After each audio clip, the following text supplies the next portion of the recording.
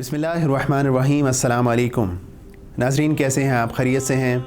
हमारा सीरत का सिलसिला जो जारी है उसमें हमारी बात यहाँ तक पहुँची थी कि अल्लाह के नबी अलैहिस्सलातु वस्सलाम ने मदीना में मुसलमानों के दरमियान अख़ुवत का एक सिलसिला, एक रिश्ता कायम कर दिया था। और उसके बाद हालात ये बने कि अल्लाह के नबी अलैहिस्सलातु वस्सलाम और सहाबाए किराम मदीना में बड़े इत्मीनान से रहना शुरू हो गए।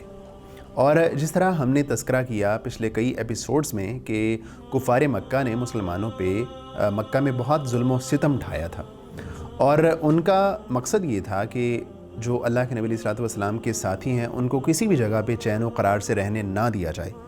जब उन्होंने देखा कि जो मुसलमान हैं मदीना में बड़े इत्मीनान से रहना शुरू हो गए हैं, तो उनकी जो जोश इंतकाम थी वो दोबारा भड़क उठी, और उन्होंने इस सिलसिले में अब्दुल्ला बिन उबई को एक ख़त लिखा।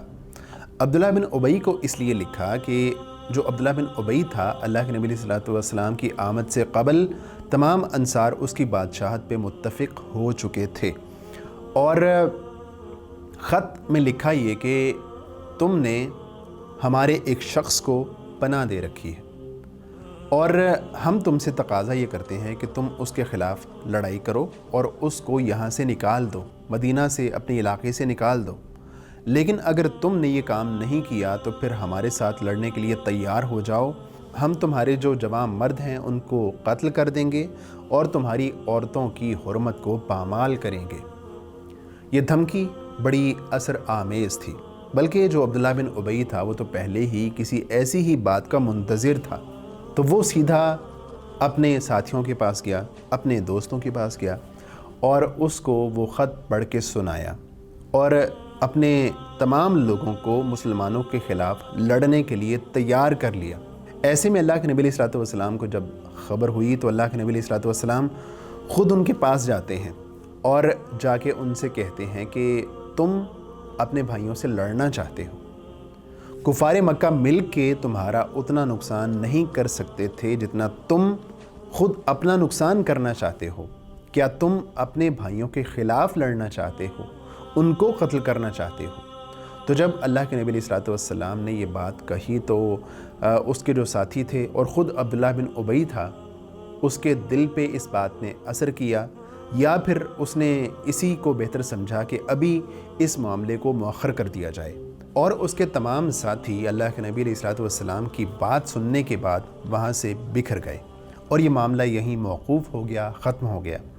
उसके बाद एक वाक़या ये पेश आया कि साद बिन माज़ रज़ी अल्लाह अन्हु मदीना से मक्का जाते हैं उम्रे की गर्ज़ से, और वहाँ जाके उमैया बिन खल्फ़ के पास क़याम करते हैं और उससे कहते हैं कि तुम जाओ खाना काबा में देखो कि मैं किस वक्त आसानी से उम्रा अदा कर सकता हूँ। तो वो साद बिन माज़ रज़ी अल्लाह अन्हु को दोपहर के वक्त अपने घर से लेकर निकला और खाना काबा में पहुँच गया।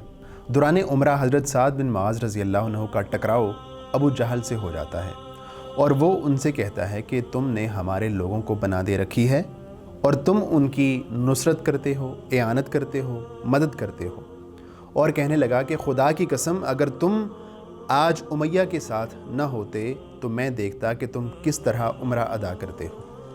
तो साद बिन माज़ रज़ी अल्लाह अन्हु ने जवाबन कहा कि अगर तुम हमें इस काम से रोकोगे तो हम तुम्हें इससे ज़्यादा बड़े काम से रोक देंगे। यानी जो तुम्हारी जो तजारती शाहराह है, जो मक्का से शाम जाती है, वो मदीना के पास से होके गुज़रती है, तो फिर तुम वहाँ से भी नहीं गुज़र सकोगे।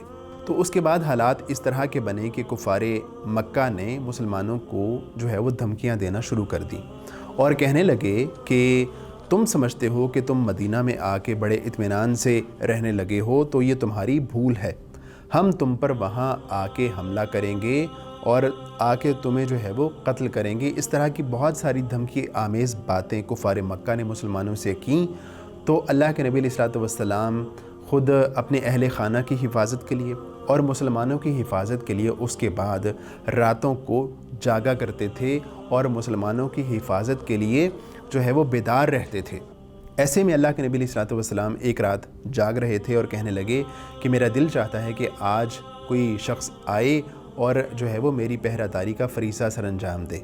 तो ऐसे में तलवार की झंकार सुनाई देती है دیکھتے ہیں تو حضرت سعد بن ابی وقاص رضی اللہ عنہ ہوتے ہیں، اور اللہ کے نبی علیہ الصلوۃ والسلام ان سے آمد کی وجہ پوچھتے ہیں تو کہتے ہیں کہ اے اللہ کے نبی علیہ الصلوۃ والسلام، مجھے آپ سے متعلق اندیشہ پیدا ہوا تو میں آپ کے پاس چلا آیا۔ تو اس رات انہوں نے اللہ کے نبی علیہ الصلوۃ والسلام کی پہرہ داری کا فریضہ سر انجام دیا۔ ابی بن کعب رضی اللہ عنہ کہتے ہیں کہ اللہ کے نبی علیہ الصلوۃ والسلام کی حفاظت اور تمام مسلمانوں کی حفاظت کا جو سلسلہ تھا وہ اس طرح جاری و ساری تھا۔ اس کے بعد اللہ تعالیٰ نے ایک آیت نازل فرمائی جس میں اللہ تعالیٰ فرماتے ہیں واللہ یعصمک من الناس، اللہ تعالیٰ آپ کو لوگوں سے بچائے گا۔ تو اس کے بعد اللہ کے نبی علیہ الصلوۃ والسلام نے تمام مسلمانوں سے کہا کہ اب آپ لوگ آرام سے اپنے گھروں کو جا سکتے ہیں، اب اللہ تعالیٰ میری حفاظت فرمائے گا۔ یہ جو سلسلہ تھا کفار مکہ کی دھمکیوں کا اور مسلمانوں کا اپنے آپ کو محفوظ کرنے کا، یہ سلسلہ اللہ کے نبی علیہ الصلوۃ والسلام کی صرف ذات تک محدود نہیں تھا، بلکہ تمام مسلمانوں کو اندیشہ لاحق تھا کہ جو کفار مکہ ہیں وہ حملہ کریں گے۔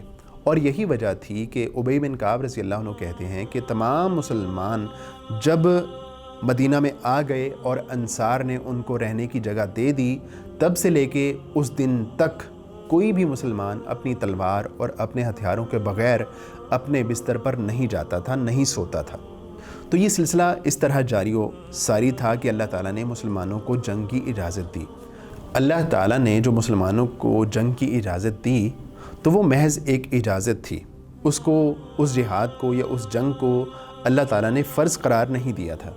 اللہ تعالیٰ فرماتے ہیں قرآن کریم میں اُذِنَ لِلَّذِينَ يُقَاتَلُونَ بِأَنَّهُمْ ظُلِمُوا وَإِنَّ اللَّهَ عَلَىٰ نَصْرِهِمْ لَقَدِيرٌ۔ تو اس آیت کے نزول کے بعد مسلمانوں کو جنگ کی اجازت مل گئی، اور اس آیت کے نزول کے بعد اللہ تعالیٰ نے پے در پے ایسی آیات نازل فرمائیں جس سے ثابت ہوتا ہے، جس سے اندازہ ہوتا ہے کہ یہ جو اجازت ہے اس کا مقصود فقط لڑائی یا جنگ نہیں ہے، بلکہ اس کا مقصد یہ ہے کہ جو اب باطل قوتیں ہیں، جو باطل کے لشکر ہیں، ان کا قلع کما کر دیا جائے اور ان کا خاتمہ کر دیا جائے۔ اور بہت سی آیات اس پر جو ہے وہ شاہد ہیں اور اس پر موجود ہیں۔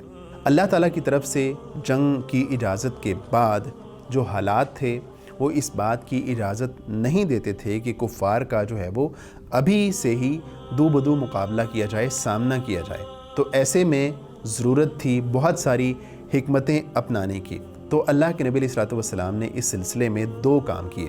اللہ کے نبی علیہ الصلوۃ والسلام نے سب سے پہلے جو ان کی تجارتی شاہراہ تھی اس کو اپنی نظر میں رکھا، اس کو سامنے رکھا، اور اس سلسلے میں پہلا کام یہ کیا کہ اس شاہراہ پہ موجود جو قبائل تھے، جو لوگ بسنے والے تھے، ان کے ساتھ کچھ معاہدے کیے۔ اور دوسرا کام یہ کیا اللہ کے نبی علیہ الصلوۃ والسلام نے کہ اس شاہراہ پہ بہت سارے جو ہے وہ وفد بھیجے، بہت سارے لوگوں کو حالات معلوم کرنے کے لیے بھیجا، بہت سارے لوگوں کو جاسوسی کرنے کے لیے بھیجا۔ اور مقصود یہ تھا کہ جو تجارتی شاہراہ ہے اہل مکہ کی، اس کو سامنے رکھا جائے اور اس کے حوالے سے کوئی نہ کوئی حکمت عملی ترتیب دی جائے۔ وہ حکمت عملی کیا تھی اور وہ کس حد تک کارگر ثابت ہوئی، اور اس کے بعد جو حالات بنے اس پہ انشاءاللہ ہم بات کریں گے آئندہ ایپیسوڈ میں۔ ابھی تک کے لیے اجازت دیجیے۔ اللہ حافظ و ناصر۔